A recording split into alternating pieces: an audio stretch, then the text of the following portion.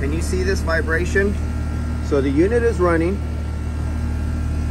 but do you see how these are shaking?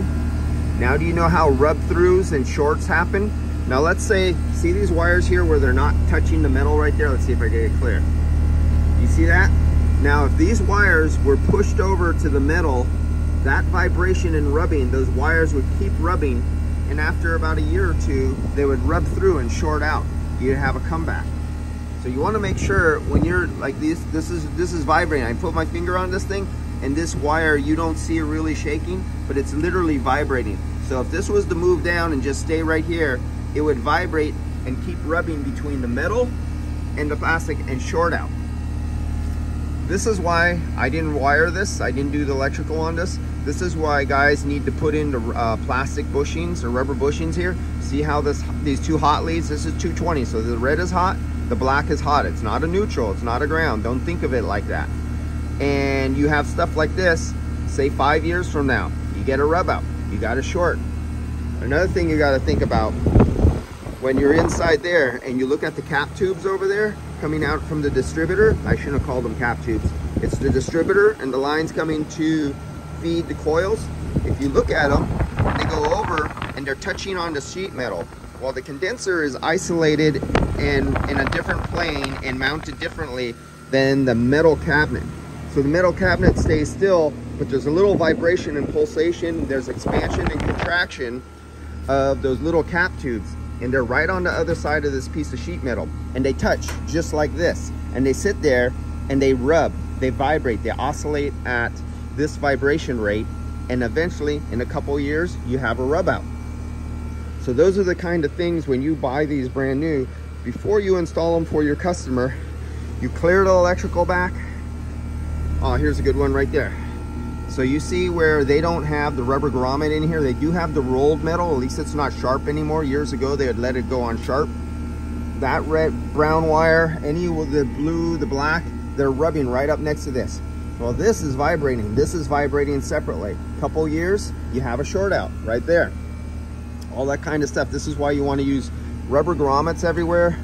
When I sell one to a customer, I actually take out a rubber grommet, I pull these wires back and I run them through a rubber grommet, move these away, make sure nothing's touching. So it's too cold out. It's only 62, 61. The temperature has dropped, and it's 81% humidity because we're right off the ocean. Let's see if I could do this without blinding you. Let's go over here. There's no sun.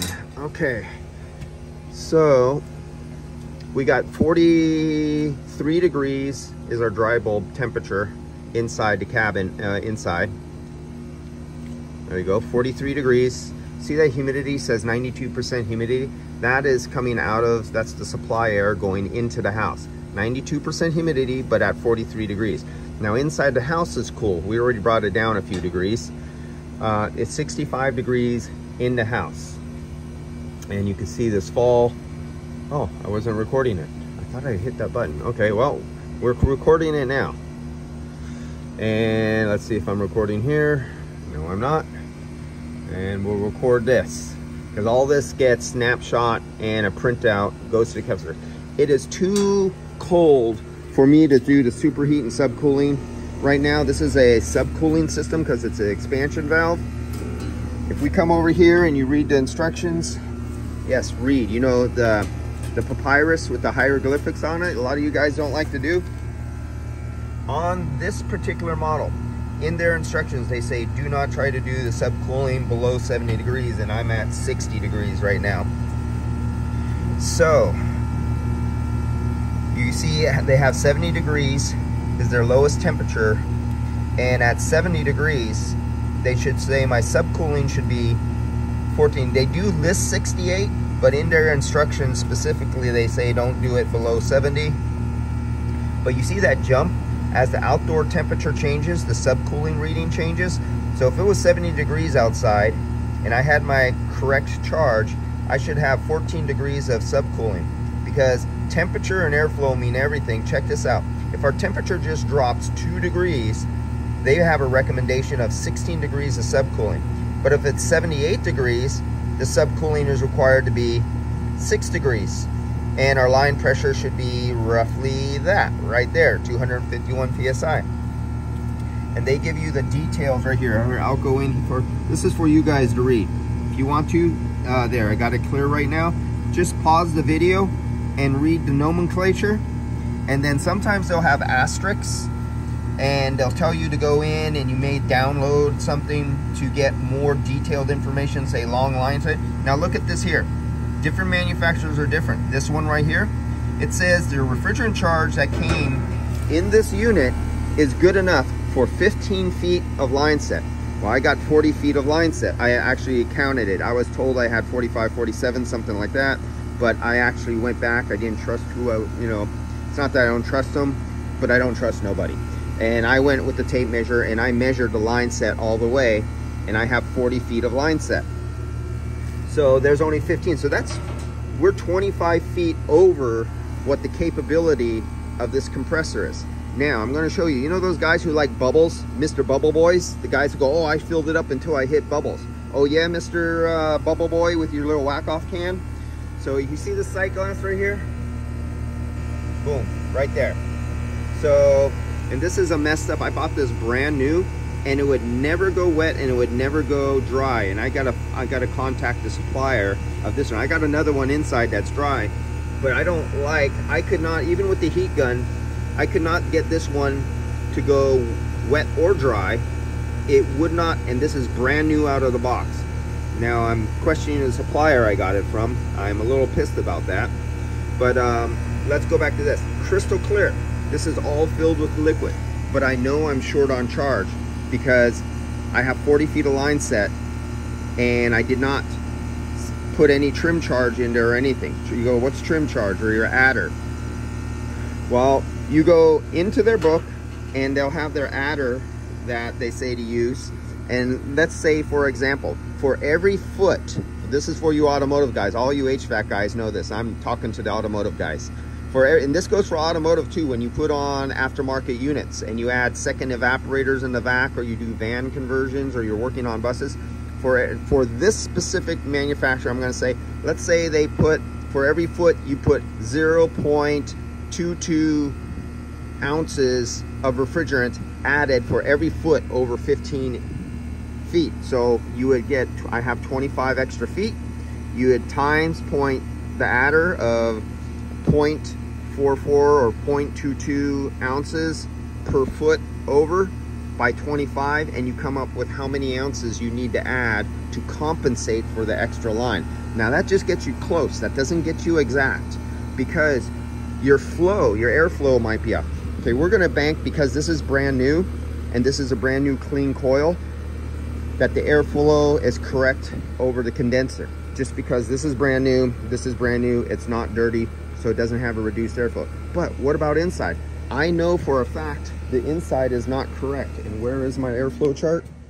Let's see if I brought it in here for them. Hey Tommy, did I bring the airflow chart in here? Or is that manila envelope still out in the car?